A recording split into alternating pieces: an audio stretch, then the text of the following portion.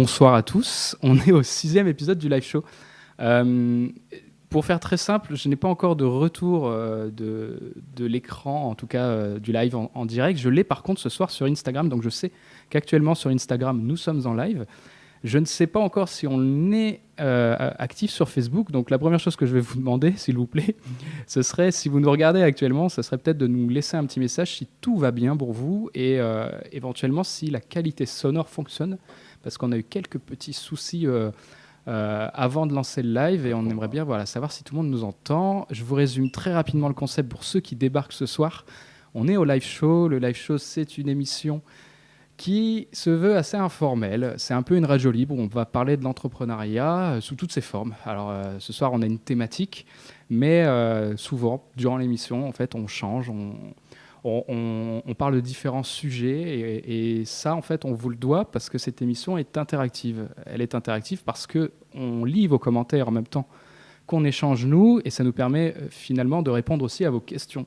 Donc quand on creuse un sujet là entre nous, entre entrepreneurs, ça nous permet souvent de prendre conscience que des personnes qui nous regardent derrière leur écran ou des fois même en replay, parce vous êtes beaucoup à nous regarder aussi en replay, ça nous permet finalement de savoir qu'est-ce qui pose aujourd'hui un problème, en tout cas ce que j'appelle un jeune entrepreneur. Donc c'est pas un jeune dans l'âge, c'est plus quelqu'un qui se lance aujourd'hui dans l'entrepreneuriat. On se pose beaucoup de questions et le live show, c'est un petit peu l'émission qui est là pour expliquer comment ça se passe, pour parler un petit peu sans tabou aussi. On se dit les choses, on répond à vos questions. C'est le principe aussi du live. C'est que quand on a une question qui arrive, on la traite comment elle arrive, quoi. Donc, des fois, moi, je fais une petite sélection, mais en général, on essaie de répondre au moins à tout le monde, même si ce n'est pas en live, on vous répond en différé. J'en dis pas plus. Je vais laisser de suite la parole à mes invités. Et comme elle n'a pas envie de parler en premier, je ne vais pas commencer par Lucille. On va commencer par Cédric qui va nous raconter un petit peu qui il est, on va dire en 1 minute, et pourquoi il est là ce soir.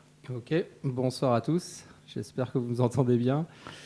Donc moi je m'appelle Cédric Davoine, je suis un entrepreneur toulonnais. Je suis né à Dijon, mais ça fait une dizaine d'années que je suis à Toulon.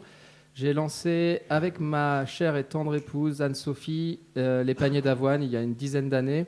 C'est une entreprise de livraison de paniers de fruits et légumes bio qui se passe sur Internet, sur lespaniersdavoine.com. Le concept, c'est assez simple, c'est de faire la promotion du bio et du local. On s'est souvent posé la question de ce qui était le plus important. Est-ce que c'était de manger bio ou est-ce que c'était de manger local ? Nous, on a une bonne réponse, c'est qu'il faut manger et bio et local. Voilà, donc on a aujourd'hui 3 façons de promouvoir ces 2 thématiques. C'est à travers nos paniers de fruits et légumes bio. Donc c'est des paniers de fruits et légumes qu'on commande sur Internet et qu'on se fait livrer en point relais. On livre aussi des professionnels, des restaurants, des hôtels, des campings, ou pas trop de camping en fait, mais ou des épiceries. Et puis Anne-Sophie et notre copine Charlotte ont monté les plateaux d'avoine. Ouais. Donc on fait aussi traiteur bio et local. L'idée là, elle est d'amener notamment par exemple les collectivités locales quand ils font une inauguration à faire en sorte que sur les... nous on trouve que c'est pas normal que sur les buffets il y ait des crevettes de Madagascar ou des avocats du Mexique alors qu'on produit énormément de choses localement. Et donc on fait un approvisionnement bio et local et on fait transformer ça par des artisans, donc des restaurateurs du centre-ville toulonnais principalement. Voilà pour le faire assez court sur les paniers. Et puis là, on s'est lancé il y a 1 an dans un nouveau projet qui s'appelle les Alchimistes Toulon.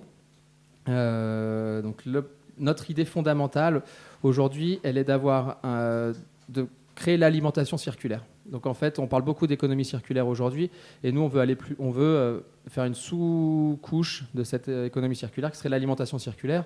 Donc des salades qui poussent à côté de Toulon, en bio évidemment, qui sont livrées dans des restaurants toulonnais.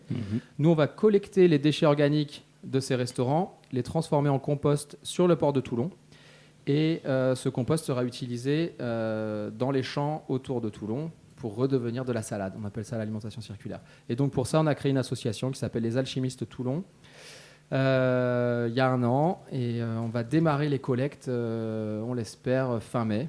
On l'espère, on va les démarrer fin mai, c'est tout.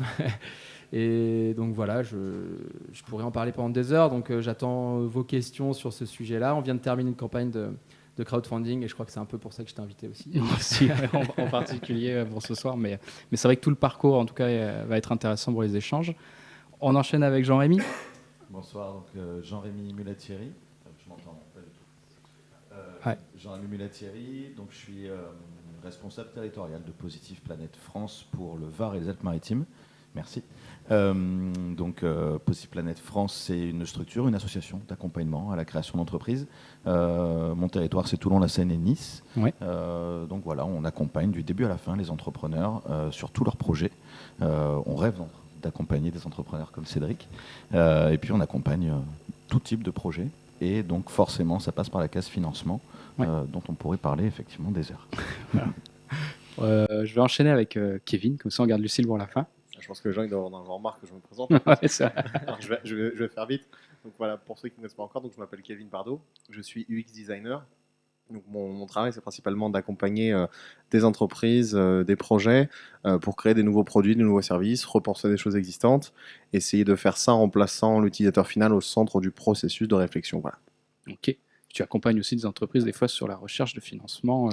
Ça fait partie bien sûr des besoins des entreprises et la recherche de financement conditionne, enfin le business model en général conditionne beaucoup de choses pour l'utilisateur final. Donc c'est très important effectivement quand on pense aux utilisateurs de penser à un business model qui soit par exemple respectueux de leurs données, de leurs droits, de tout ce genre de choses. On va en parler. Très bien. Et on termine avec Lucille, qui débarque ce soir pour la première fois aussi. Merci. Moi, je m'appelle Lucille Maronne, donc je suis la gérante de l'Archipel, l'espace de coworking toulonnais. Il y en a plusieurs, on en fait partie. On accompagne aussi également des entrepreneurs, on fait de la location de salles, on fait plein de choses. Et c'est vrai qu'on parle beaucoup financement, du fait qu'on accueille des porteurs de projets au tout début quand ils ont plein de questions. Et donc, on renvoie vers les personnes qui sont spécialisées. Donc, ça nous arrive souvent de parler financement. Ok. Le financement, c'est un peu le nerf de la guerre. Je pense qu'il y a beaucoup d'entrepreneurs qui ne se lancent pas dans l'entrepreneuriat parce qu'ils pensent vraiment que, en tout cas, récupérer de l'argent est le plus gros problème. Souvent, avant même de penser à se dire est-ce que mon projet va marcher, c'est plus de se dire ok, si je dois ouvrir un commerce demain, il me faut de l'argent. Avant toute chose, c'est vraiment la première crainte qui arrive. Donc c'est pour ça que cet épisode il est un petit peu clé.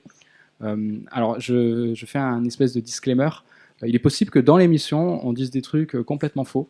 Il est possible que dans l'émission aussi, on n'ait pas la réponse. Et là, si vous l'avez, n'hésitez pas à nous la donner en commentaire. Parce que chaque cas est différent, chaque problématique d'entrepreneur est différent. Et nous, on va balayer un petit peu tous les modèles qui existent.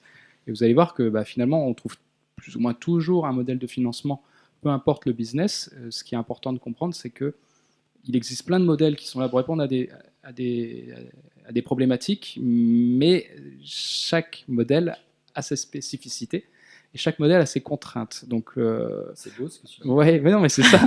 Et on va prendre le premier exemple qui est celui dont on nous pose le plus de questions, c'est le financement participatif. Aujourd'hui, on a beaucoup de projets qui veulent se lancer comme ça. Il y a quand même une statistique qui est importante, c'est qu'il y a plus, je crois, d'un projet sur deux qui ne se financent pas par ces plateformes-là et qui sont quand même des sources de frustration énormes pour les entrepreneurs qui mettent en place ces actions-là. Et on va essayer un peu de décrypter pourquoi ça fonctionne pas.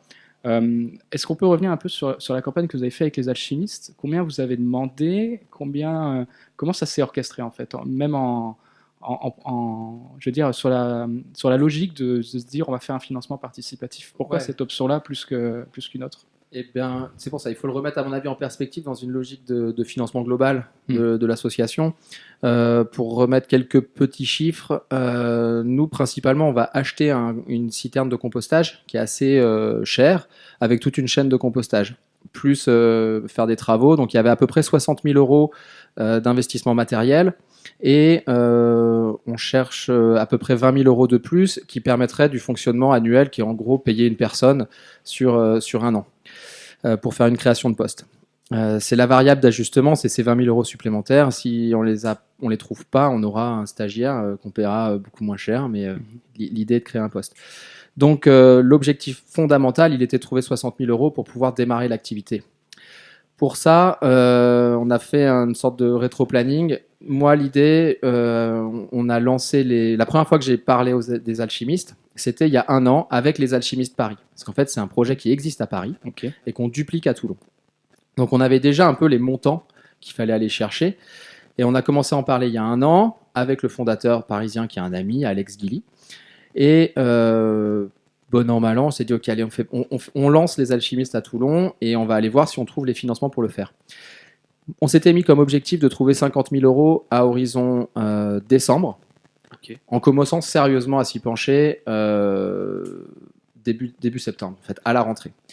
Et c'est là qu'il y a eu plusieurs idées de quelles sont les modalités pour aller chercher ces financements. Et assez vite, on en est arrivé à une fonction où on a créé une association.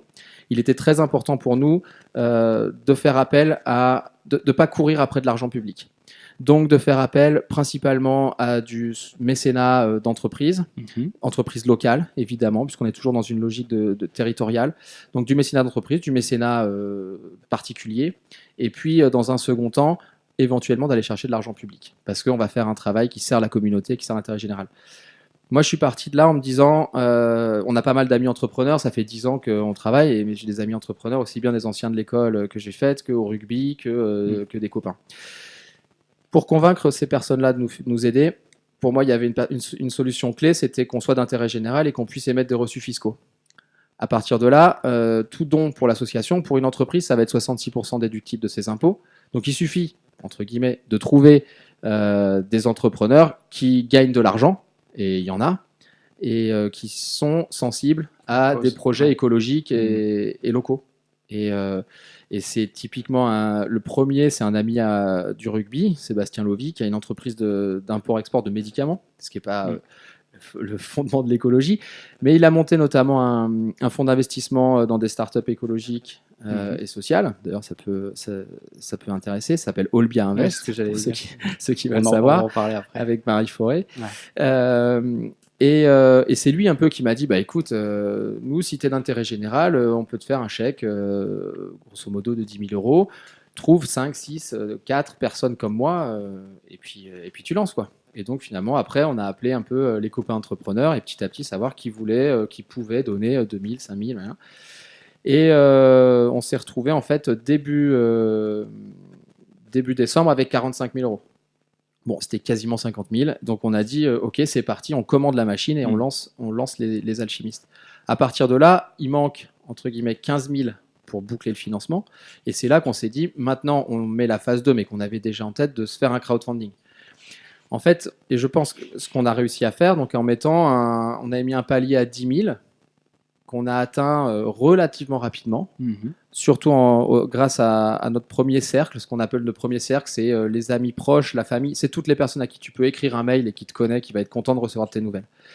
Et ça a directement, c'est assez vite monté. Après, moi, je parle beaucoup de mon projet depuis un an à tous les copains et les collègues et à la famille. Et donc, ils étaient prêts à nous aider, à soutenir en tout cas le projet, ouais. Encore une fois, le fait que ce soit déductible à 66% des impôts, c'est un vrai plus. Et j'en parlais hors antenne, c'est comme ça qu'on dit, avant l'émission. J'ai notamment, par exemple, les anciens rugbyman de mon école de commerce. Moi, j'ai fait l'EM Lyon. C'est les Crocos, ça s'appelle. Et on joue à Paris. Et en fait, ils ont répondu super présent. Pour donner un exemple, c'est des amis... la plupart, j'ai joué beaucoup au rugby avec eux, on est très proches. Il y en a que j'ai pas vu ou eu depuis longtemps, mais ils sont super contents de savoir qu'il se passe quelque chose. Je leur ai aussi promis que j'allais organiser un match à Mayol contre l'équipe pour les motiver un petit peu plus. Ouais, c'est toujours un petit engagement. Toujours un petit engagement positif. Mais mine de rien, c'est anecdotique, mais ça joue un petit peu sur le fait qu'il y en a un ou deux peut-être de l'équipe qui me connaissent un peu moins, mais qui se disent tiens, allez... je vais mettre 10 euros. Je leur avais dit en commentaire, vous mettez hashtag les crocos, quoi, crocologique. Et si on arrive à 23, qui est à peu près une équipe de rugby, j'organise un week-end des anciens à Toulon à la rentrée. Bon, je m'égare un peu, mais on est arrivé finalement du coup à 17 000 euros, donc sur la plateforme KissKissBankBank, parce qu'on avait mis un premier palier à 10 000, qui a priori était, moi je trouvais un peu bas. Avec la peur qu'une fois qu'on était à 10 000, ça allait pêcher un petit peu. J'avais peur que ça se bloque vraiment au palier. Ouais, que ça se bloque à ce palier-là. On avait échangé juste avant. Donc tout le monde m'avait dit, ce qui est important, c'est que votre campagne, elle marche. Typiquement, un restaurant qui est vide, on n'y va pas. Un restaurant qui est plein, on rentre dedans. Après, on est arrivé assez vite à ces 10 000 et il y a eu un petit effet de palier. Alors, soit c'était le milieu de la campagne, mais je pense qu'il y a eu aussi un petit effet de bon, c'est bon, vous avez votre votre objectif. En même temps, il faut être sûr de le remplir. Donc, c'est toujours ce jeu. Et c'est là qu'il faut dégainer très vite un deuxième palier qui soit très concret. Nous, on avait mis concrètement que les 10 premiers 1000 euros finissaient de nous payer la citerne et les 7000 euros suivants nous permettaient de financer le vélo et la remorque qui vont être, parce qu'en fait, on va collecter les déchets organiques en vélo-remorque. Donc, c'est un vélo électrique et une remorque un peu spéciale qui coûte 7000 euros. Et donc, c'est très, très physique, quoi, très tangible. Et je pense que c'est pour ça qu'on finit finalement à 17 123, ou je ne sais plus exactement le chiffre. Et voilà. Et aujourd'hui, on a donc ces plus de 60 000 euros qui nous permettent de financer, parce que c'est un peu plus que 60. Et on a rempli quelques dossiers dessus. C'est ça, peut-être. C'est ce que j'allais te poser comme question juste derrière. C'est souvent quand on démarre avec un modèle de financement, ça ne veut pas dire qu'on est figé dans celui-ci. Le crowdfunding, c'est très bien pour amorcer, mais ça veut dire qu'à un moment, vous allez récupérer une certaine somme. Cette certaine somme, elle peut s'épuiser. Généralement, elle est épuisée presque en fin de campagne parce qu'il y a eu beaucoup d'efforts. Ça, c'est aussi important de le dire. Les campagnes de crowdfunding, vous ne mettez pas juste un post comme ça et l'argent va arriver. C'est beaucoup d'énergie en amont, c'est beaucoup d'énergie pendant, et après, c'est l'énergie derrière, c'est pour délivrer ce que vous avez promis, notamment ce match au Stade Mayol que tu vas devoir faire. Exactement. Mais voilà, en fait, c'est un modèle qui repose beaucoup dans ce que tu disais, et ce que j'ai l'impression, et je pense que vous allez me rejoindre là-dessus, sur le fait de fédérer autour de toi et de ton projet. Oui. Il y a, je vais laisser un peu la parole à tout le monde aussi, mais pour dire que, après, les conseils que j'ai eus en amont, on en avait parlé. Nous, c'est KissKissBankBank, ça aurait pu être une autre, je pense. Il y avait aussi quelques très bons conseils, des très courtes vidéos de 2-3 minutes qui t'expliquent surtout le séquençage, le fait de faire appel à ton premier cercle en amont pour que quand tu lances la campagne publiquement, il y ait déjà en fait des contributeurs et de l'argent dessus. Et puis après, cette manière d'ouvrir des poches de temps en temps. Mais je te rejoins complètement sur le fait que c'est une grosse énergie. Déjà parce que tu cliques 10 fois par jour pour actualiser, 10 fois par demi-journée pour voir où ça en est. Et puis, tu as aussi la sensation qu'il faut remercier au fur et à mesure. Je pense que c'est à la fois important pour entretenir, mais c'est aussi... moi, je suis hyper... on est hyper reconnaissant à toutes ces personnes qui t'ont donné 5 euros ou 1000 euros. En fait, tu as envie de remercier tout le monde. Donc, il y a aussi beaucoup de temps à passer, à se dire t'as remercié un tel et tout ça. Et puis tu sens que les jours où tu postes quelque chose, les jours où tu fais une action, il se passe quelque chose. Les jours où tu fais rien, il se passe pas grand-chose. Donc c'est vrai que rester actif pendant 30 ou 45 jours, suivant le temps qu'on choisit, c'est assez fatigant. Et donc effectivement, à la fin, il y a un petit contre-coup là. Ouais, quand c'est fini, tu respires un petit challenge. Challenge. Quand tu passes la barre du palier, déjà, tu dois souffler un peu. Ouais, exactement. Quand tu passes le premier palier, ou même déjà dès les premiers mails, en fait, dès les premiers retours, dès les premières contributions, tu sens que le projet, il plaît quand même. Tu as des encouragements. C'est super important, à la fois pour... surtout quand vous donnez sur KissKissBankBank ou sur Ulule ou whatever, vous mettez un petit commentaire parce que ça fait trop plaisir. Quand tu reçois, il est top votre projet, allez-y, vous allez y arriver et tout. Ça te redonne un petit boost pour le faire. Et voilà, là, il y a les alchimistes de Toulouse qui font une campagne de crowdfunding qu'ils ont lancée à la fin de la nôtre pour pas qu'on se pollue. Et typiquement, là, je viens de leur laisser 30 euros et je leur ai dit allez les gars, vous allez y arriver parce que je sais que derrière l'écran, ils vont être contents d'avoir le petit message qui motive, quoi. Communautaire. Encore une fois, c'est bien amené, là, non, mais c'est ça, hein, c'est une clé, c'est la communauté qui est créée là-dessus.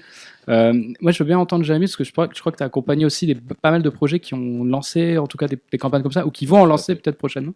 Tout à fait. Alors, qui vont en lancer, j'en ai pas encore. Pas en scope encore. Voilà. Par contre, c'est vrai qu'aujourd'hui, c'est mon équipe qui accompagne.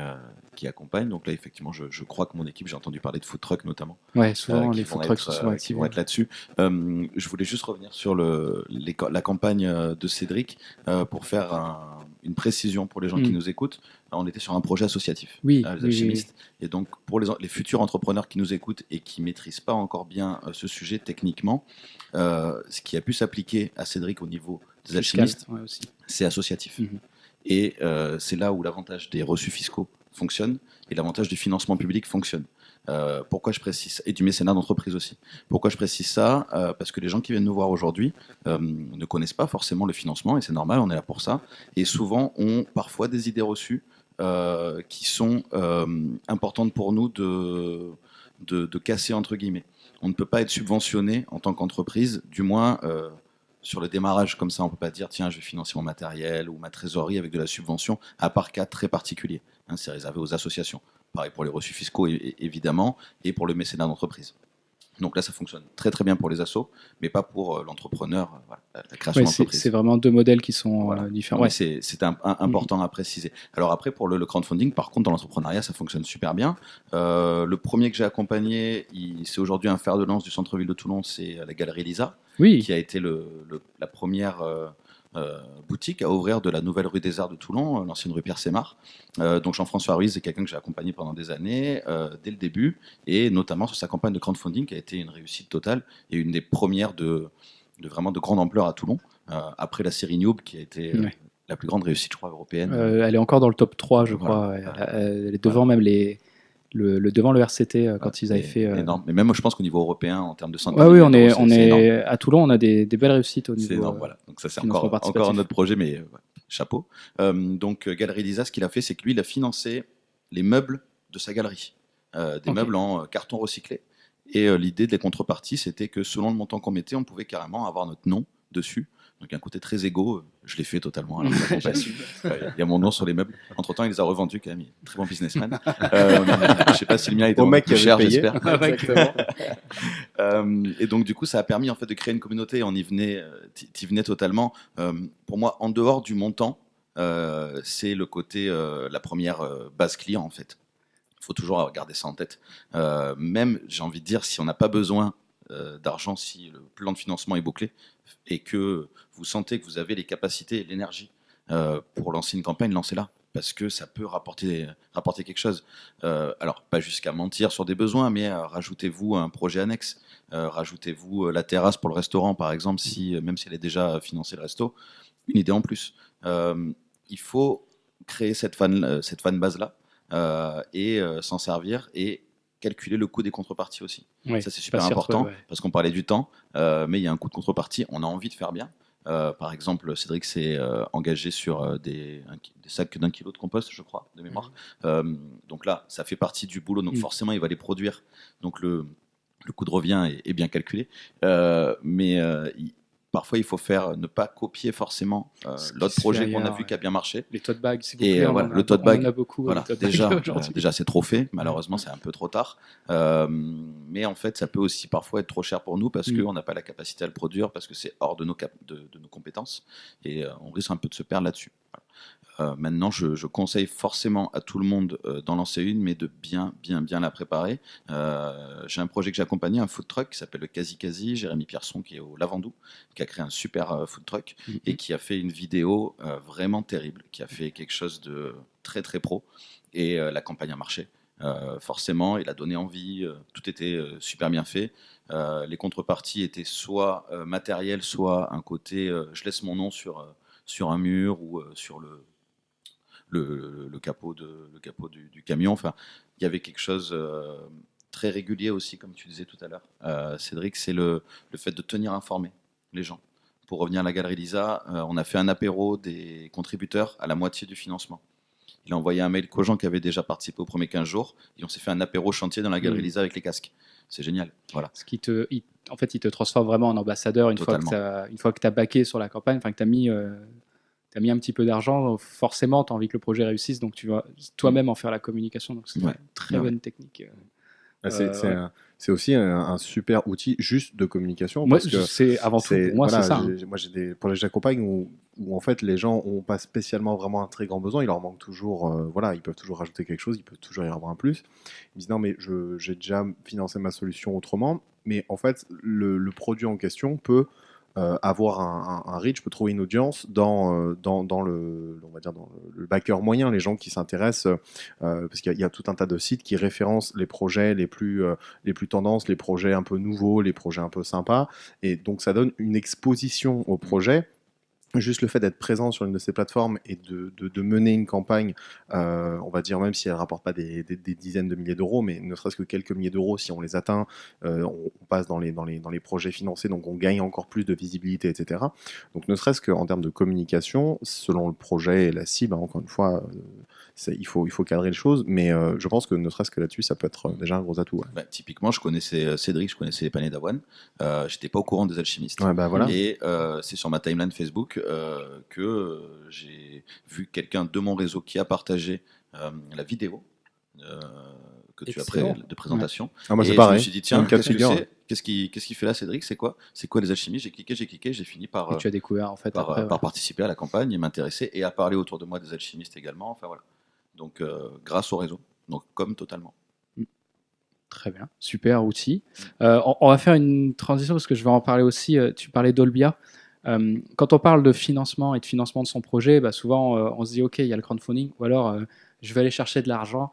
Et aujourd'hui, on l'entend beaucoup avec tout type d'entrepreneurs. Souvent, quand ils ont un projet un peu numérique ou quoi, ils se lancent et se disent moi, je vais aller voir les business angels et moi, je vais aller chercher de l'argent.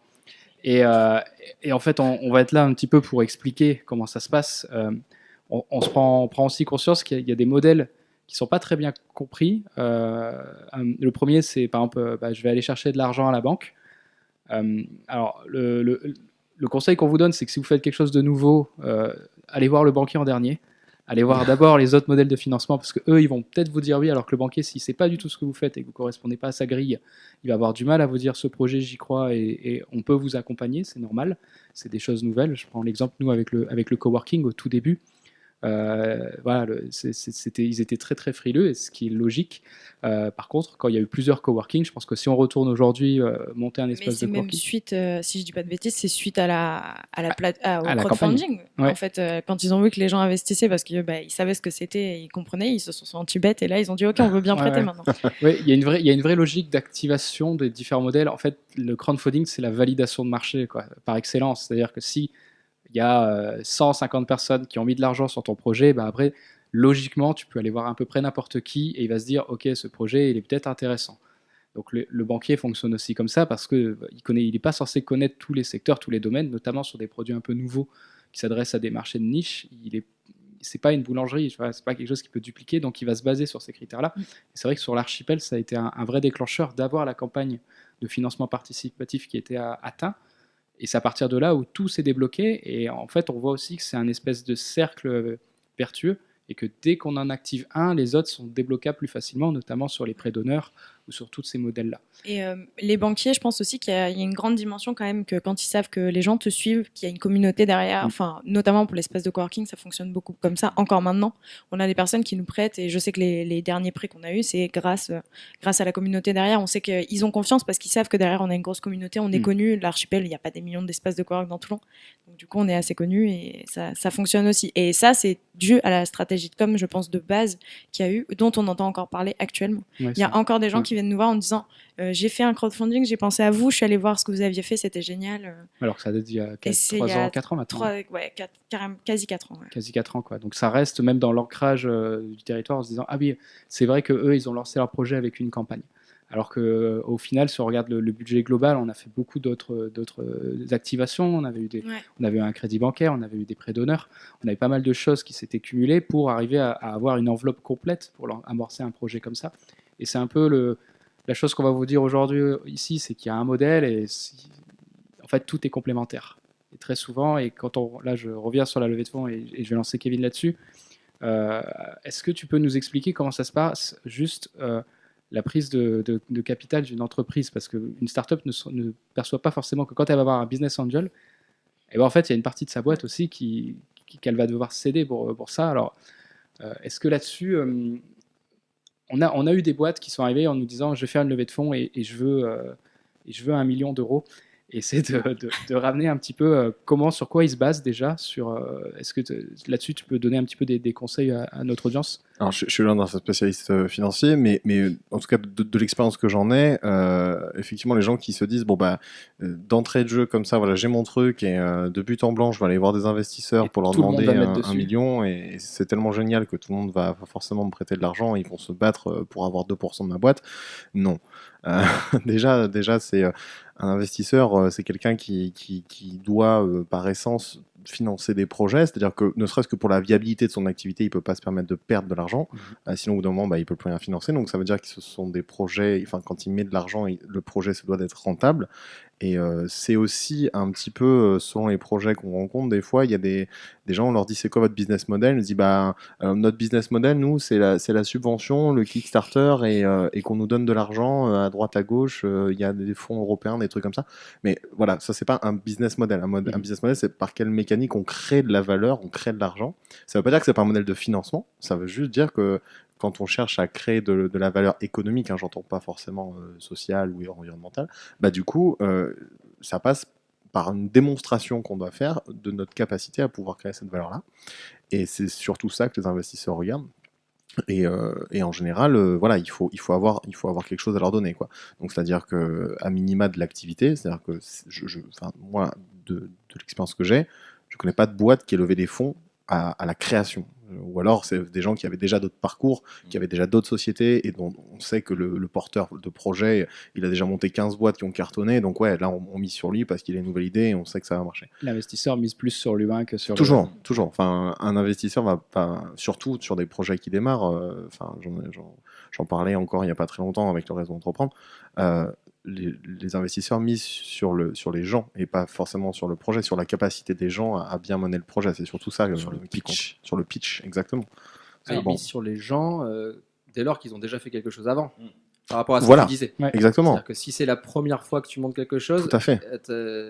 ça marche pas. Si tu as déjà mené 15 boîtes et que tu as eu 15 succès, que tu as fait des exits à je sais pas combien et que les investisseurs d'avant ont été très contents, bah forcément, c'est beaucoup plus facile de retourner les voir et de leur demander de l'argent. Si tu sors de nulle part et que tu sors de ton garage avec une idée, bah il y a tout à faire, il y a tout à prouver, c'est normal. Donc au final, voilà, pour moi la différence en termes de financement, elle est là-dessus, quoi. C'est qu'il faut vraiment arriver à démontrer la valeur économique, parce que là on parle d'argent, qu'on arrive à créer par notre modèle. Et donc là, c'est compliqué de dire à quelqu'un qui débute pour la première fois, qui n'a jamais monté de boîte, dont c'est le premier projet, etc., va voir quelqu'un et tout de suite, tu vas lever 1 million, quoi. Donc ça passe en général par d'autres choses. C'est d'abord du love money, donc c'est l'argent que les proches, alors ça peut être sur Kickstarter, mais ça peut être aussi en réel, peuvent nous prêter. C'est les amis, la famille. Ils disent les 3 C. Les cousins, les copains et les cinglés Voilà. qui vous donnent de l'argent. C'est un peu la logique. C'est ça, mais c'est vrai, c'est tellement ça. Puis après, il y a les prêts d'honneur, il y a des choses comme ça, il y a les concours, on en a pas mal dans le coin aussi. Et ensuite, une fois qu'on a cet argent de départ et qu'on a arrivé à montrer que, en fait, on peut faire quelque chose, que le modèle fonctionne, qu'il y a de l'audience, qu'il y a de l'attrait, qu'il y a des clients, etc. Ouais, une fois qu'on a des chiffres, là, c'est peut-être le moment d'aller voir un investisseur, mais je conseille à personne d'aller voir Business Angel la première semaine de son activité, quoi. Voilà, c'était ça qu'il fallait dire. Si je peux rebondir là-dessus, en fait, ce que tu es en train de dire, et ce qui est super vrai à mon avis, c'est qu'il y a plein de solutions de financement. C'est ce que Il y en on a, essaye, je crois, de montrer quasiment aujourd'hui. 10, 12, ou enfin même plus modèles différents, quoi. Ouais, il y a plein de modèles, mais ce qui est important, c'est fondamentalement ton idée, quoi. C'est-à-dire Bien qu'en sûr. fait, il y a plein de solutions de financement, mais toi, tu as un seul business model et c'est celui-là qu'il faut travailler, quoi. C'est-à-dire que si ton idée, elle est bonne et qu'elle va gagner de l'argent, trouver de l'argent, ce sera super facile. Donc en fait, il ne faut pas avoir peur de se demander comment on va trouver de l'argent. Il faut plutôt réfléchir à est-ce que mon idée elle est bonne et est-ce qu'elle va me faire gagner de l'argent en fait. Est-ce qu'elle va faire gagner de l'argent à mon entreprise? Est-ce qu'elle va faire gagner de l'argent aux gens qui vont investir chez moi? Et ça c'est fondamental. En fait, je pense que pour enlever la peur de mince, je vais pas trouver de l'argent, cette peur-là, elle est infondée parce qu'en fait, si l'idée est bonne et si le business model est bon, tu vas trouver de l'argent. Et on veut investir chez toi souvent.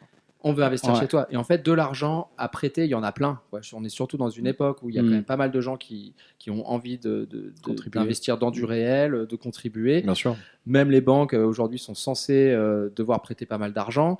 Les taux sont bas. Quoi, je veux dire, de l'argent, il y en a. Hein. Donc maintenant, il faut juste avoir une bonne idée. Et c'est cette idée qui va te permettre de lever de l'argent. Ouais. Et pas y aller trop tôt. Allez voir les structures d'accompagnement avant d'aller voir votre banquier. Ouais, voilà, c'est ça. C'est super important. Alors, je vais très vite parce que je vois les questions qui défilent et il y en a des très intéressantes. Il y a Carole qui est étudiante entrepreneur que j'ai eu en atelier jeudi dernier. Elle nous dit: peut-on partir de zéro d'apport personnel pour faire ces demandes de financement, dont le crowdfunding? Alors ça, c'est une très bonne question parce que voilà, par exemple, un investisseur, Il va regarder ça. Voilà, le business angel, il va regarder ce que tu as mis dans ta boîte parce que ça fait partie un petit peu de de ton engagement. C'est mis un peu dans sa grille d'évaluation aussi. Il va se dire, attends, combien tu as mis sur la table, toi, pour me demander Combien de toi, tu es l'argent? prêt à investir déjà? Voilà, donc Ouais. est-ce que tu as investi là-dessus? Donc lui, il y a des modèles qui vont le regarder. Typiquement, la banque aussi va regarder l'apport au capital. Je pense que toi, Même tu les peux- organismes de prêt d'honneur. Ouais, les prêts d'honneur aussi. En moyenne, c'est combien qu'il faudrait pour... Est-ce que tu as à peu près Alors, ces chiffres? si tu veux, l'idée, c'est plus de réfléchir à la structure du financement de la création d'entreprise, globalement, pour faire un tout petit peu de comptabilité. Ouais. Quand on lance une entreprise, on a un plan de financement, donc on a un bilan de départ. Le bilan de départ, il est, pour faire très simple, composé en deux parties, le haut de bilan et le bas de bilan. Le haut de bilan, c'est ce qu'on va investir, c'est le matériel. Ça va être les locaux, ça va être le matériel, tout ce qui est tangible qu'on peut amortir, vraiment du matériel. Et le bas, c'est ce qui est circulant. L'actif circulant, ça va être la trésorerie, ça va être le stock, ça va être les délais de paiement client, tout ce qui est vraiment de la trésor. Pour le haut de bilan, la banque elle va se positionner en haut, c'est-à-dire quelque chose de tangible qu'elle peut financer. En bas, ça va être la trésorerie, donc la love money, le crowdfunding et les prêts d'honneur. Les Et prêts notre d'honneur rapport passent personnel. en bas, ok. Les prêts d'honneur passent en bas, le prêt d'honneur vient financer ce que la banque ne finance pas, pour faire très schématique. Mais globalement, c'est ça. Il y a quelques banques qui financent du circulant, de la trésorerie, mais très très très peu. La plupart ne prennent pas le risque de financer du circulant parce qu'ils ne peuvent absolument pas le récupérer quelque part. À un moment, c'est impossible. La trésorerie, elle est dépensée en premier. Donc, pour aujourd'hui avoir un prêt d'honneur, donc ce qu'on appelle un prêt d'honneur, hein, pour nous c'est ça, mais c'est un prêt à taux zéro. Voilà, voilà. il faut peut-être le réexpliquer. Voilà. Donc c'est un prêt à taux zéro. Un prêt à taux zéro. Qu'on rembourse. C'est pas une subvention, on le rembourse, mais à taux zéro. Mais est-ce qu'on le rembourse directement? Est-ce qu'il y a un Alors, délai? on peut, selon les organismes, avoir des délais de remboursement. Donc à 6 mois. la première année, on Voilà. emprunte Au bout de une 6 certaine mois, somme. c'est de la négociation. Après, on emprunte une certaine somme, on la reçoit et on ne commence à la rembourser qu'après. Alors Jérémy, tu m'arrêtes si je me gourre, mais il me semble que le prêt d'honneur, on ne prête pas à l'entreprise, on prête au porteur de C'est un projet. prêt personnel, tu as tout à fait raison de le préciser, c'est important. C'est le seul prêt. Alors, oui, c'est le seul prêt, en dehors du crowdfunding, bien entendu, qui ne va pas être à l'entreprise, qui va être à l'entrepreneur. Ouais, c'est extrêmement important, puisqu'il ne va pas rentrer dans l'ensemble des dettes de l'entreprise, ça va être une dette personnelle. Donc il faut faire gaffe aussi à l'endettement personnel de l'entrepreneur, ça peut être dangereux. Voilà. Pour citer aujourd'hui l'organisme qui est le plus important dans le financement de prêts d'honneur ici, qui est VAR Initiative, le réseau Initiative France. Eux, ils sont extrêmement importants, mais il y a des conditions, effectivement, qui sont en fait finalement naturelles. On en parlait tout à l'heure, ces questions de risque. L'apport minimum personnel est de la moitié du montant prêté. Voilà. J'ai besoin de 4 000 à taux zéro. Ça serait bien que j'apporte 2 000 personnellement. Voilà. Ça, après, c'est schématique aussi. Tout peut dépendre. Ça dépend des situations personnelles. Mais globalement, d'expérience, c'est comme ça. Donc ça, c'est pour la trésorerie. Mais il y a également des organismes qui font du prêt à taux zéro si on emprunte chez eux, en microcrédit, qui est encore un financement dont on n'a pas parlé. L'ADI, par exemple, peut prêter avec un taux et une partie sans taux. Et là, sans apport. Donc ça, c'est encore autre chose. Donc bon, il y a beaucoup de situations. Pour répondre à la question de Carole, c'est ça? Oui, Carole. Est-ce qu'on peut partir de zéro? Partir de zéro. D'expérience, je fais partie de ceux qui te diront non. Sauf cas extrêmement particulier où on n'a pas besoin d'investissement. Mais forcément, ne serait-ce que de la trésorerie, c'est impossible de faire sans. C'est-à-dire que si je dois me déplacer pour aller voir un client ou même pour aller au travail, il faut que je fasse mon plein d'essence. Alors, il y a 0 et 0. Mais il faut un minimum de trésorerie pour payer les 3 premiers loyers, les 3 premiers mois de charge, du moins. Mes premiers achats, mes premiers investissements. Et la banque, elle, ne va pas... Déjà, on ne peut pas aller voir les banques avec 0. Par contre, si on a un super projet, qu'on a un super CV, qu'on a une adéquation à un projet, hein, c'est ce qu'on vise la première fois, ce que tu disais tout à l'heure, Cédric, c'est le projet et la personne en face. Là, on va parfois pouvoir aller voir les organismes comme l'ADI ou comme Créasol qui fait du microcrédit aussi. Et eux, selon la situation, pouvoir nous faire des petits prêts microcrédit, d'où le nom, la loi les autorise à prêter jusqu'à 10 000, parfois 12 maximum, pour financer vraiment le nécessaire. Avec un garant personnel autour, quelqu'un de la famille qui va se porter garant, ou parfois un apport en garantie, donc on emprunte plus que ce qu'ils vont nous donner et on le laisse en caution. Voilà. Il y a des solutions, mais dans des cas très particuliers, uniquement au cas par cas, qui s'appliquent qu'à certains projets et qu'il faut travailler. Voilà. Je vais dire même, pour lui répondre aussi sur le crowdfunding, en général, en fait, c'est vrai que tu n'as besoin de 0. Si tu regardes sur le papier, tu as besoin de 0. Mais si tu n'as pas un fonds de trésorerie justement pour couvrir peut-être les premières dépenses qui vont arriver avec la création d'entreprise, parce que en fait, ta campagne de crowdfunding, elle va durer un temps, et peut-être que tu vas avoir l'opportunité de faire un peu de publicité Facebook pour accélérer le développement de ton projet. Et justement, ces leviers d'acquisition, ils sont super importants. Donc, il faut toujours un petit peu d'argent au début. C'est important. Alors, il ne faut pas non plus des sommes colossales, mais il faut réfléchir en strat. Et c'est sûr que le crowdfunding, c'est un peu la première option quand tu as 0 € et que tu veux lancer un projet et tester une idée. Oui, c'est l'option qui coûte 0 €. Moi, il y a un bouquin que j'adore et j'adore. Enfin, je trouve qu'il n'est pas assez lu dans l'entrepreneuriat. C'est la startup à $100 de Chris Guillebeau, je crois. Et c'est un bouquin complet qui explique comment des gens ont monté des entreprises avec $100. Et c'est des cas très concrets. Et en fait, ils réinvestissent sans arrêt l'argent qu'ils récupèrent pour faire grossir l'entreprise. Donc, l'argent est une barrière, mais elle ne doit pas vous empêcher de tester vos idées et de commencer à amorcer les choses. Parce que oui, vous allez avoir peur d'aller voir un banquier.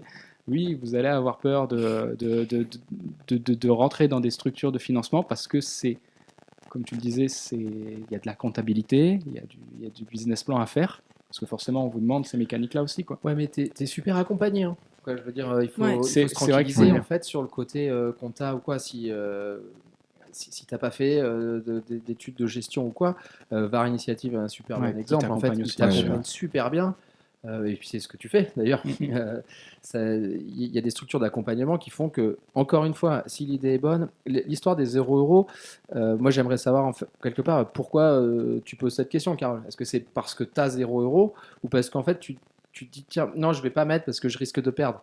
À un moment, si tu veux entreprendre et que tu crois dans ton projet et que tu as il faut pas forcément mettre 50 000 balles, quoi. Mais mettre effectivement 1000, 2000, 5000 € dans ton projet, c'est montrer que tu y crois, quoi. Si tu mets 0 € alors que tu les as, c'est que tu n'y crois pas trop ou tu y crois à moitié. Alors un banquier, il va y croire encore moins que toi. Donc après, si tu n'as pas d'argent, il y a des structures à trouver. Tu parles de microcrédit et il y a des idées à trouver à ce moment-là. Mais fondamentalement, moi je trouve ça un peu bizarre de se dire comment je fais pour le monter avec 0 €. On a la chance quand même, on se plaint beaucoup du système en France, mais il y a quand même des opportunités, par exemple avec Pôle emploi, qui, lorsque tu souhaites, quand tu as cotisé et que tu as 2 ans de chômage, ils te disent, bon, soit on vous verse votre alloc au compte-gouttes tous les mois, soit vous pouvez prendre, je crois que c'est 40% ou 50% du total. 40-50 fois, et là, du coup, on se retrouve avec du cash pour pouvoir démarrer éventuellement une activité. Donc, ça fait aussi partie pour les gens qui sont en reconversion professionnelle, par exemple, qui veulent quitter un taf et lancer lancer une boîte ou une activité. C'est aussi une opportunité qu'on a qui est réelle, quoi. Je sais pas comment ça se passe dans les autres pays, mais en tout cas, c'est une chance qu'on a, quoi. C'est une sacrée chance en France d'être autant accompagné, comme tu disais. Financièrement, vu que là c'est le sujet, effectivement, il y a vraiment pas mal d'aides. Il y en a même limite peut-être trop, comme dans beaucoup de domaines dans l'entrepreneuriat. Carole, pour répondre un peu à cette question, je pense qu'il y a aussi le fait d'être étudiant entrepreneur. Je pense que quand on débute, moi je sais que des fois il y a tout qui nous paraît une montagne suivant dans quel domaine elle est. C'est vrai qu'elle n'a pas eu toutes ces infos-là, mais elle a Pépite, donc elle a Anna, qui peut vraiment bien la renseigner. Et en fait, c'est justement ça, quand on est entrepreneur, on a toujours finalement quelqu'un autour de nous qui peut nous renseigner. Et en France, notamment à Toulon, là pour le cas, il y a tellement de structures qui accompagnent et on est vraiment un petit réseau. Donc autant en profiter, on peut faire le lien et on peut passer de l'un à l'autre très facilement, quoi. Pour reparler de chiffres, la banque, ils attendent globalement 20-30% d'apport personnel pour regarder un projet. Voilà, c'est des chiffres comme ça un petit peu lancés en l'air, mais c'est important de se dire, voilà, tiens, si je vois que mon projet va coûter 100 000 €, si j'ai pas 20 à mettre, ça va être compliqué de les convaincre, à moins d'avoir un CV à rallonge, qui, par exemple, pour monter un restaurant, j'ai 20 ans d'expérience, ou d'avoir un crowdfunding dingue derrière qui va me faire l'effet levier. Ou d'avoir un cousin ou un oncle que tu vas cinglé. voir. Voilà, mais un cinglé à qui tu vas dire, tu me files 10 000 et ça voilà. va. Du coup, le cousin cinglé, il va te faire ton apport et là, tu auras les 20-30%. Voilà. Et il y a aussi un truc important de ce que disait tout à l'heure Kevin, et ça c'est hyper important et j'aimerais bien qu'on revienne là-dessus. C'est vraiment le fait de trouver un vrai business model, parce que les VAR Business Angels, tous les business angels au sens large, et même le banquier, finalement, quand on vient en lui disant ce que je vais faire en fait moi, c'est aller chercher de la sub, aller chercher et toi tu génères comment de l'argent. Ça c'est hyper important, et c'est une question, des fois les gens ils vont pas se poser une question de comment je vais faire de l'argent. La première chose c'est où est-ce que je vais trouver de l'argent. Et en fait là il y a même une autre problématique. Quand on entreprend, on fait les choses pour les faire soi-même parce qu'on a envie de faire ça.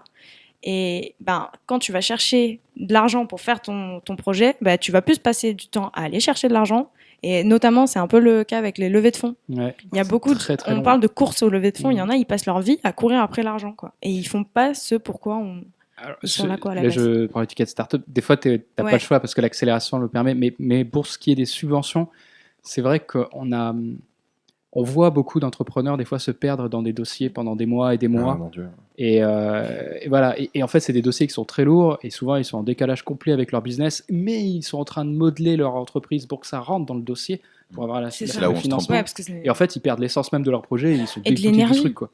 Et c'est très long et très chronophage. C'est donc, dommage que Jonathan soit pas là ce soir parce que lui, il aurait pu nous raconter l'histoire de sa levée de fonds et le temps que ça lui a pris, l'énergie que ça Ouais. lui a pris. Il y a d'autres personnes qui ont préparé des levées aussi, comme Xavier par exemple. Ouais. Voilà, et donc ça aurait été intéressant de voir aussi. le côté, je pense qu'on fera un axe vraiment Ouais. business angel investissement parce que là pour le coup C'est c'est deux mondes un petit Ça, peu. c'est encore un truc à part. Ouais. Parce que l'investisseur, il vient et derrière, il devient presque un membre de ton équipe et Ouais, il vient et puis il est porter un engagé, peu ton hein. projet, il est engagé dans la chose. Là, on essayait plus déjà de décortiquer les premiers levées d'amorçage de projet. Donc il y en a beaucoup. On parlait, il y a les petites subventions, il y a des prêts, il y a des prêts jeunes entreprises innovantes. Il y a des garanties aussi. Il y a des On garanties n'a pas aussi, parlé ouais. des garanties, c'est France Active qui fait ça. Ils sont d'ailleurs au 6e à TVT. C'est un organisme national. Donc avant, il s'appelait ESIA en PACA, il s'appelle France Active maintenant. Donc c'est des garanties. Il y a une garantie générale qui s'appelle FAG, France Active Garantie, qui vient garantir ton prêt. Alors j'ai plus les montants, ils m'excuseront s'ils m'écoutent. 65 ou 70% du montant prêté par la banque est garanti par cet organisme-là. Donc ça te permet de moins que l'entreprise ou toi-même entrepreneur, tu n'assumes moins le risque. Ils ont un FAG spécial également pour les quartiers prioritaires, ça s'appelle le FAG des quartiers. Ils ont une garantie pour les femmes, le FGIF, Fonds de garantie à l'initiative des femmes. C'est trop bien. Voilà. Là c'est Allez, sexiste, encore rien mais pour dans les ce hommes. sens-là, on a le droit. Ça, Qu'est-ce qu'ils ont? Je crois que c'est déjà pas mal. Globalement, voilà, et eux et d'autres. Il y a bien sûr après la garantie de BPI, qui est la garantie d'État, entre guillemets, pour faire un raccourci. Voilà. Tout ça, c'est des organismes qui vont être garants de ton prêt à ta place pour convaincre les gentils banquiers de te suivre. Voilà. Et pour revenir sur les banquiers, ça me fait penser, chaque banque un petit peu va avoir son domaine de prédilection. Ouais. Nous, c'est vrai qu'on n'avait pas de relation terrain avec les banques depuis longtemps. On a des relations, on va dire, de mécénat, de fondation pour l'ONG, mais pas terrain. Et là, on va dire, je pense que c'est la loi des séries. J'ai 4 ou 5 banques qui sont rentrées en contact avec moi sur les 3 derniers mois parce qu'ils ont entendu parler de nous. Donc déjà, je suis ravi parce que c'est que le travail est bien fait. En nous disant, voilà, on a reçu des prévisionnels de Positive Planète. On vous connaît pas ou peu. Ça serait bien qu'on se rencontre et qu'on voit comment on peut bosser ensemble. Et donc, du coup, je les ai rencontrés, on a échangé. Il y en a avec qui on sait qu'on va pouvoir avancer. On va même avancer très loin ensemble. Et je trouve ça génial parce que là, maintenant, dès qu'on a un projet, on connaît la sensibilité un petit peu de ces banquiers-là. C'est des banquiers locaux. Jeudi matin, je suis avec mon collaborateur en réunion justement des conseillers pro d'une des banques toulonnaises où on va présenter notre accompagnement dans cette banque. Et ils vont pouvoir, eux, conseillers pro, parler à leurs clients de notre accompagnement pour que ces clients-là, quand ils viennent frapper à la porte du banquier, malheureusement trop tôt, Ouais. et Ils se font qui réorienter sont quand là, même. qui vont commencer à pitcher et à griller le peu de cartouches qu'ils ont, le banquier dit stop, allez voir Positive Planète ou allez voir l'Archipel ou allez voir par initiative et vous reviendrez avec eux, avec leur prévisionnel, vous allez travailler votre projet et on verra. Et ça c'est super important parce que tu fais une bonne impression qu'une fois. Voilà. Surtout avec un banquier. Le risque Ouais, c'est souvent j'in- les gens. J'insiste sur pardon, t'allais- Non, vas-y, je t'en prie. sur l'impression que tu laisses. En fait, on se rend compte que la forme compte énormément. Moi, je le vois quand on a lancé les paniers. Alors, c'était il y a 10 ans, donc quelque part, c'est Vous presque étiez une précurseur autre quand même. ère. Ouais. On était précurseurs. Moi, j'ai fait une école de commerce où tu as l'impression de rien apprendre pendant 5 ans. Mais en fait, il s'avère que je sais faire un business plan et un tableau Excel, en fait. Ouais. Et tu te rends compte que déjà, si tu as un tableau Excel propre, où il voit que tu as fait une hypothèse haute, une hypothèse moyenne, une hypothèse basse, et ça, tu peux être très bien accompagné. Moi, j'étais avec Var Initiative et ils m'ont proposé de faire ça. Je l'avais déjà fait parce que j'avais eu le réflexe de le faire. Mais on m'avait proposé de le faire. Et ben en fait, le banquier, déjà, c'est pas pareil que si tu arrives avec 2 coups de crayon, pas de tableau et pas de projection financière à 3 ans. Et dès lors que c'est pour ça que je pense que c'est important de bien préparer pour arriver avec des beaux tableaux, mais vraiment avec une forme, je pense, qui est belle, et de bien parler de ton projet, de bien raconter comment tu vas gagner de l'argent, quelles sont tes perspectives. Et moi, un petit conseil, c'est qu'à ce moment-là, faut pas hésiter à. Moi, je pense qu'il faut vraiment pas hésiter à gonfler ses chiffres, quoi. Il faut savoir au fond de soi. Faut pas se mentir à soi-même que ça va trop bien marcher. En revanche, il faut faire croire au banquier que ça va trop bien marcher. C'est-à-dire que moi, j'ai un peu oublié les chiffres, mais je crois qu'on avait été chercher, il nous fallait 15 000 euros pour lancer les paniers d'avoine. Moi, j'avais mis 7 500 euros parce que c'était les anciens 50 000 euros que j'avais. 50 000 francs. Et du coup, j'ai mis 7 500 et il fallait que j'aille chercher. C'était pas grand-chose en fait, 7 500 euros. Donc il y a j'ai eu quelques prêts. Et en fait, j'aurais dû demander 2 fois plus. Quoi, clairement, la banque, je leur ai dit, regardez, je vais vendre mon panier 16 euros mon petit panier, 21 euros mon panier moyen. Et en fait, j'aurais dû dire, en fait, je vends 20 euros mon petit panier, 25 euros le panier moyen. Ça aurait rien changé pour lui. Et de toute façon, moi, mon banquier, ma banquière à l'époque, elle a juste rempli des cases. Elle a regardé mon EBE, l'excédent brut d'exploitation, et la valeur ajoutée et tout ça. Et elle a dit, OK, je te prête. Ou je te prête pas. Et moi, elle a dit je te prête. Et en fait, j'aurais demandé 2 fois plus, j'aurais demandé 14 000 au lieu de 7 000. Elle aurait clairement prêté, à mon avis. Bémol sur la capacité de remboursement quand même. Ouais, voilà. Tu savais où t'allais, mais bémol quand même là-dessus. Oui, mais non, mais t'as complètement raison. Mais ce que je veux dire, c'est qu'il faut pas hésiter. Si tu es en capacité de le faire, c'est pour ça que je dis que d'abord, il faut pas se mentir à soi-même sur ce que tu vas gagner comme argent. Mais en tout cas, à la banque, ça vaut le coup de demander quand même pas mal d'argent. En tout cas, plus peut-être que... Moi, j'aurais demandé plus la première fois. Parce que dans les 2 ans qui suivent, tu peux pas les redemander. C'est compliqué. En tout cas, la banque, elle te dit « Ah non, mais là, moi, je vous ai déjà vu il y a 2 ans. Je vous ai déjà prêté. » Moi, j'ai pu revenir au panier... Avec les paniers d'avoine, je suis revenu 3 ans plus tard pour demander 30 000 euros parce qu'on a eu une grosse croissance, on a racheté une chambre froide et tout ça. Et je sentais que c'était déjà un peu limite, quoi. Et ça faisait quand même 3 ans, on existait encore, on avait 400 clients, ça tournait bien, on avait un chiffre d'affaires de 250 000 euros, quelque chose comme ça à l'époque. Et en fait, je sentais que... Et en fait, ces 30 000 euros-là, bon, t'as raison, j'avais aussi validé mon marché, évidemment, mon modèle. Mais bon, voilà, faut demander assez parce que c'est trop bête de... Quand tu es en galère de trésorerie, c'est dommage, quoi. Tu ne te donnes pas les moyens de réussir. Il ne faut pas oublier que la communication, ça coûte de l'argent, quoi. Que toute cette trésor dont tu parlais tout à l'heure, elle te sert à promouvoir ton projet. Donc il faut... Et c'est vrai qu'au début, on n'y pense pas forcément à la trésor, mais le fonds de roulement, vraiment pas l'oublier. Il est clé quand tu démarres sur des business, surtout quand tu as des frais. Le matériel, tiens, j'ai besoin de 10 000 ça, j'ai besoin de 2 000 de stock. Ok, c'est bon. Ce qui correspond à rien, il existe. Alors c'est là que vient le côté Internet. J'imagine que beaucoup de gens qui nous regardent là sont des gens assez connectés. Avec le paiement en ligne où en fait tu es payé avant de livrer. Par exemple sur les paniers. Nous, on est en BFR négatif. C'est-à-dire qu'en fait, on a le rêve. Ouais, c'est le rêve. Et ton banquier ne te prête pas avec ça? Si, il m'a prêté, mais j'aurais aussi demandé plus. Et en fait, alors de moins en moins maintenant qu'on travaille avec les pros qui eux nous payent à 60 jours. Donc là, c'est équilibre. Les collectivités, c'est pas la même. Un facturage. Mais du coup, le fait d'être payé avant de livrer, qui est aujourd'hui la norme assez commune sur Internet. Oui, c'est vrai. En fait, si tu as un BFR négatif, c'est une tranquillité d'esprit pendant. Nous, on a couru après les sous, on a mis quand même pas mal de temps à se payer avec Anso et tout ça. Alors juste BFR, parce que je pense que les gens qui nous écoutent ne savent pas forcément ce que c'est un besoin en fonds de roulement. Besoin en fonds de roulement, c'est... Vas-y. Besoin en fonds de roulement. Le besoin en fonds de roulement, tout simplement pour schématiser, c'est la différence entre le délai de paiement de tes clients et le délai de paiement de tes fournisseurs. Donc quand on est en B2C, quand on travaille avec un client direct, qu'on est sur le marché, qu'on vend un produit qu'on a fait nous-mêmes, qu'on a planté, qu'on a vendu, ça n'existe pas, c'est zéro, il est neutre le BFR. Par contre, quand on achète un fournisseur à qui on lui paye comptant, mais que nos clients, eux, nous payent à 30 jours, là on est en BFR vraiment compliqué parce que c'est-à-dire qu'on a dû avancer la trésorerie, et dans le cas dont parle Cédric, le BFR négatif, là c'est totalement l'inverse. C'est super intéressant puisque ça lui permet de recevoir l'argent avant même d'aller le distribuer, donc du coup par un effet levier de pouvoir développer du business avant même d'avoir Alors, je complète pour tous ceux qui vont se dire « Oh mon Dieu, si je fais un découvert, je peux pas tenir ma boîte. Si j'ai 2 jours où je suis à moins 500 euros, ça va pas tenir. » Les banques font des autorisations de découvert pour les entreprises qui sont différentes. Et surtout, arrêtez de penser... Ça j'ai eu une discussion récemment. Arrêtez de penser qu'une boîte, ça se gère comme on gère son compte perso. Oui, ça n'a rien à voir, logiquement. C'est fou, je me rends compte de ça, parce que moi, j'ai toujours été baignée dans l'entrepreneuriat. Mes parents étaient entrepreneurs, tout ça, donc je baigne dans ces termes-là. Mais je me rends de plus en plus compte qu'en fait, il y en a plein. avec le développement de la micro-entreprise, en fait, il y a plein de gens qui se lancent. C'est super, hein, il y a pas de. Mais vraiment, du coup, on se rend vite compte qu'en fait, les gens il y a des choses ils ne savent pas. Et ça, c'est typiquement une des premières choses qu'ils ne savent pas. Quoi. Et ils créent des vraies angoisses parce que dès qu'ils font un découvert avec leur boîte, parce qu'un client a mis justement 60 jours à payer parce qu'il est dans son droit, souvent, on l'a mis sur son devis, bêtement, on a fait paiement en 60 jours et on se rend compte que le mec. Même si tu as mis 15 jours, il peut mettre 60 jours. Ouais, il y a ça aussi. Alors, ça, c'est la réalité aussi qui arrive souvent. Mais du coup, on se fait là, je me suis dans le rouge, c'est pas normal. Là. Et en fait, il suffit juste un moment d'appeler son banquier, de montrer que le devis a été signé et que le paiement n'a pas été fait.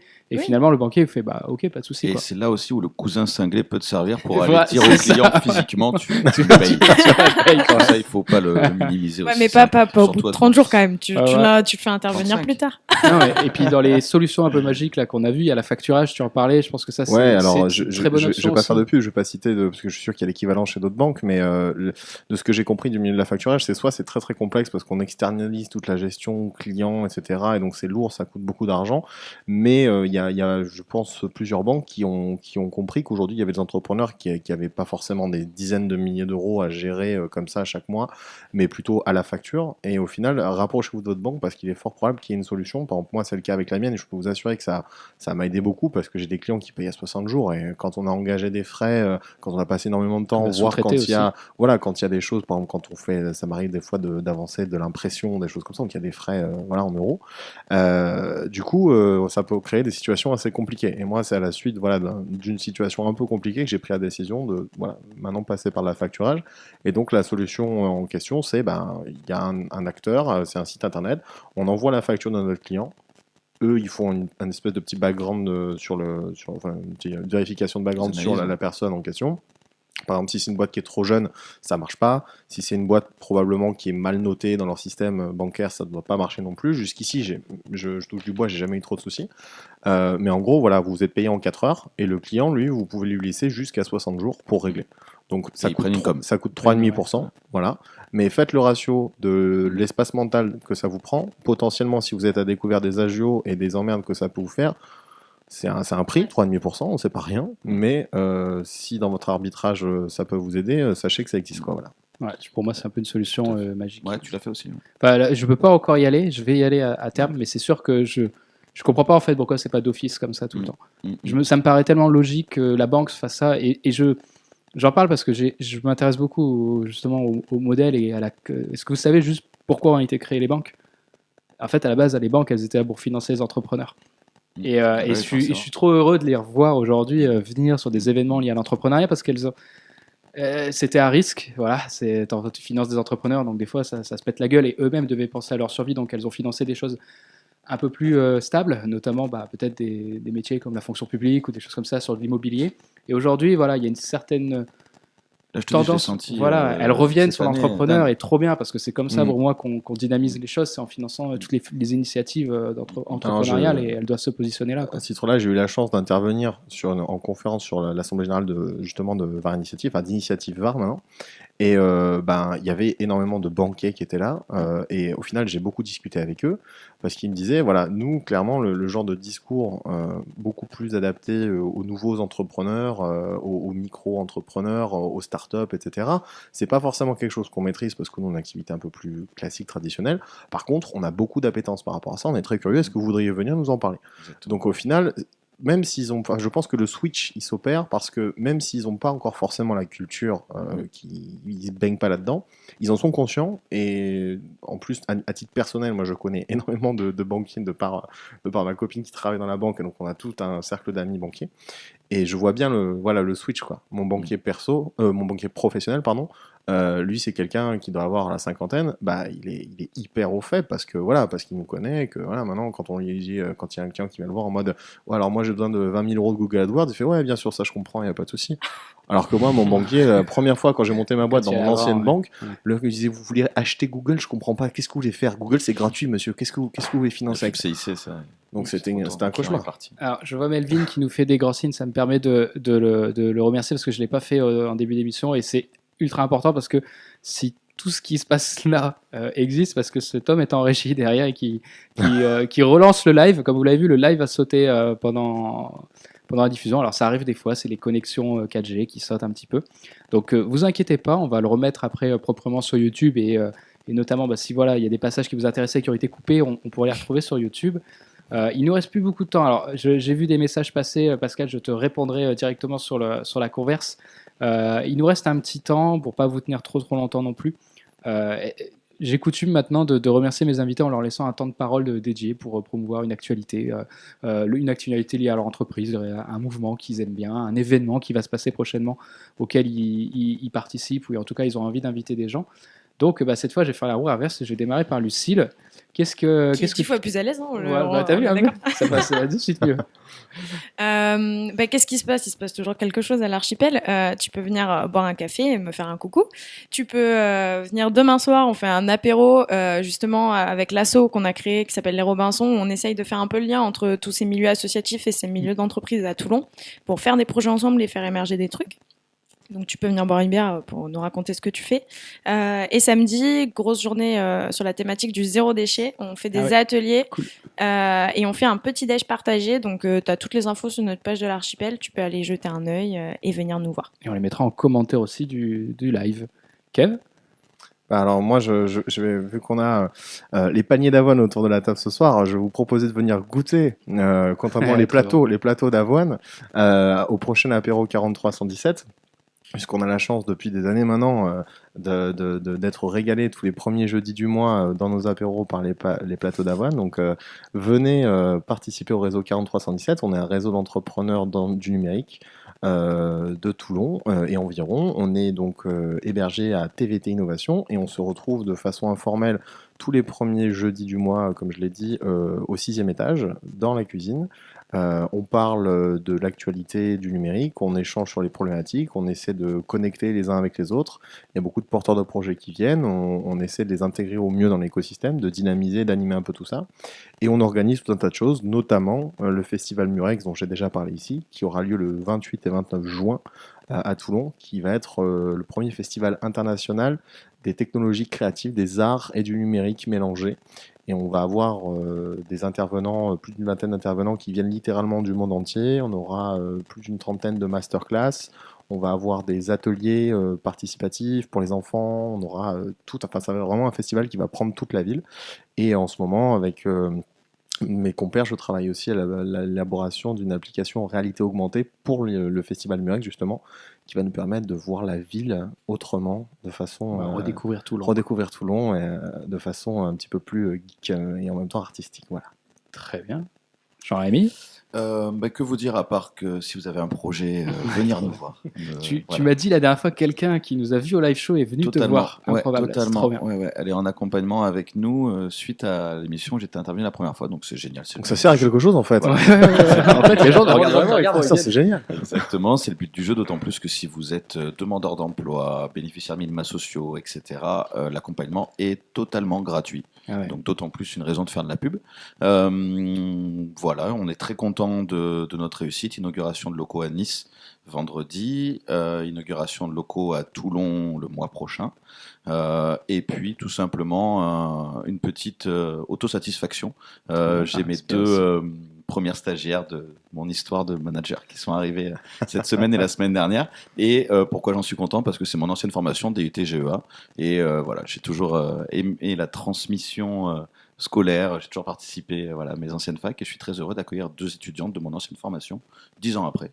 Parce que j'aurais bien aimé que ça m'arrive il y a 10 ans.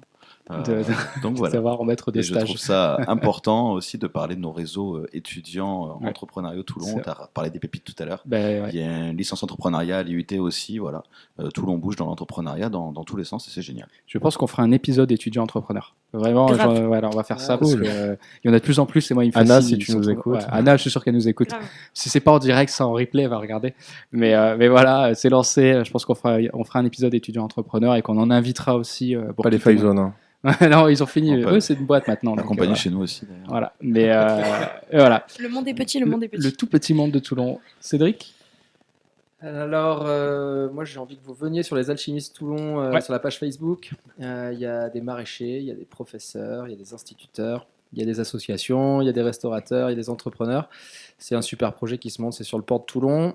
On reçoit bientôt notre machine, on va faire un gros apéro. Cool. Donc c'est le meilleur moment pour venir nous rencontrer. C'est Bon, bon moment, les apéros. Voilà. Il n'y a plus d'excuses. Il y a 4 apéros. Il aurait dit conférence, ça aurait moins marché. Non, laissez terminer les conférences.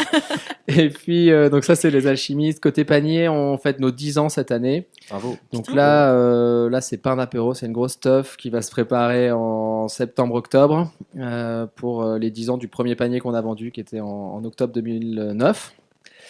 Donc voilà, d'ici là, tous ceux qui ont acheté un panier auront le droit de venir à la soirée. Donc achetez vite votre panier. Achetez vite votre panier bio. Et puis dernière chose, c'est moi j'encourage tout le monde qui a envie de se lancer dans l'entrepreneuriat à le faire. C'est une super aventure. Trouvez des gens autour de vous qui vous soutiennent parce que y a des moments difficiles, mais il y a plein de moments incroyables. Et moi je dis toujours que pour vendre, il faut une idée, un prix. Et puis dès qu'il y a un prix et dès qu'il y a une idée à côté ou l'inverse, ça marche. S'il y a qu'une idée et pas de prix, on peut pas vendre. S'il y a qu'un prix et pas d'idée, donc pas penser que à l'argent. Pensez vraiment à l'idée et puis ensuite il faut mettre un petit prix devant. Moi je le dis souvent quand je tiens un stand, je sors des jus de fruits par exemple, tant qu'il n'y a pas de prix, personne m'achète. Dès que je mets poum, c'est 3 €. Bon bah il y a quelqu'un qui a envie d'un jus d'abricot, il vient, il me dit tiens je peux vous prendre un jus d'abricot à 3 €. Donc sortez vos idées et sortez votre prix et puis lancez-vous. Une idée, un prix, une vente. Je retiens. Très bon. Merci de nous avoir suivis. Merci à mes invités en tout cas d'être venus avec nous échanger. T'as pas d'actualité, Thomas? Alors moi j'ai toujours des actualités et je vois aussi le timer. Très rapidement, tout ça pour vous dire que le live show, pour en parler, vous voyez, ça devient de plus en plus gros. Maintenant on est sur Instagram. Je sais pas, je crois qu'on est les premiers à faire ça en horizontal. Alors, on était en horizontal, on a hésité avec Melvin à filmer en vertical et du coup à passer toutes les caméras en vertical. Pour justement que l'expérience soit plus agréable sur Instagram. On attend vos retours là-dessus. On va mettre en place une boîte à questions en fait, pour pouvoir nous poser vos questions en amont parce que c'est vrai que moi je les récupère sur Facebook, je les récupère un peu partout. Là il y en a qui passent dans le live et j'ai pas le temps de les récupérer au milieu des échanges. Donc on va récupérer toutes ces questions, on va les traiter. Donc c'est un peu l'actualité que je vous donne, c'est que le live show c'est en train de grossir et que on va revenir pour encore d'autres épisodes jusqu'à je pense l'été et après on va se prendre un petit break et revenir avec d'autres choses. Melvin a lancé la musique, c'est très bien, ça me dit que c'est le moment de vous laisser manger, de vous laisser à l'apéro et on se donne rendez-vous on va dire dans un mois. Alors on n'a pas encore la date, on n'a pas encore la thématique, on n'a pas encore les invités, c'est normal. Tout va se concevoir finalement un petit peu avec les retours que je vais prendre post-émission. Encore une fois, si ça a coupé, n'hésitez pas à regarder le replay, on va le mettre en entier. Et je remercie tout le monde et je vous souhaite une très bonne suite entrepreneuriale. Et lancez-vous et n'hésitez pas à mettre des prix sur ce que vous On spoil pas un petit Game of Thrones pour finir? Non. Allez, je vous dis à très bientôt. À plus. Ciao. À bientôt.